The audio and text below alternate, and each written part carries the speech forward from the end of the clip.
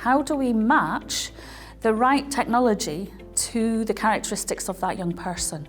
How do we know what that young person needs to be able to communicate today, and that technology will grow with them and still be the right technology?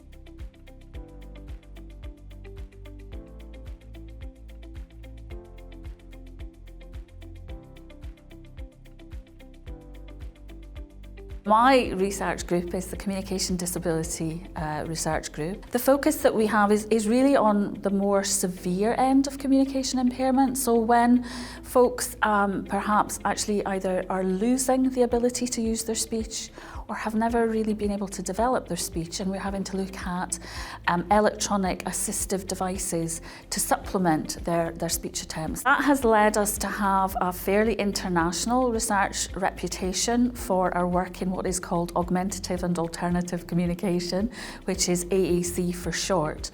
And this allows us to research how young people who might never develop natural speech acquire their language skills when they're having to do it through a computer, when they're having to do it through some kind of symbolized system.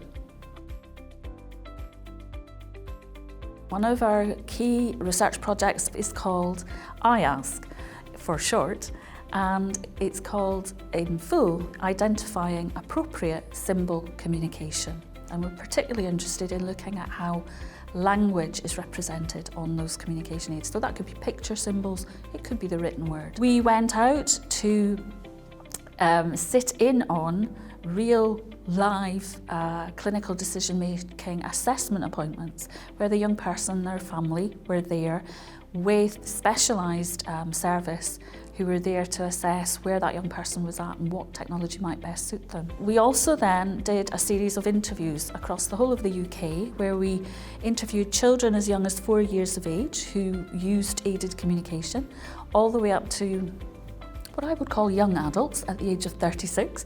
And the older people were able to reflect back on that process of how they were introduced to an aided communication system and how that changed for them over time. One of the key outcomes from the IASK project was that we have developed a website resource, and that's hosted by Manchester Metropolitan University. It's known as the IASK website, and what we've done there is we've translated the findings into easy read guidance, recommendations that should be accessible for professionals and non-professionals, family members, people who might use communication aids to go and look at, and it will help them identify the things that are really important to them as individuals. And we've already received international feedback on the impact of the website and how people have found it tremendously helpful in terms of guiding their decision making. What makes us distinct is we are very well known for our, what you might call translational research. So we take real life contexts, challenges for individuals with communication impairment, and we ask research questions that hopefully the answers to will improve the lives of those individuals with communication disability.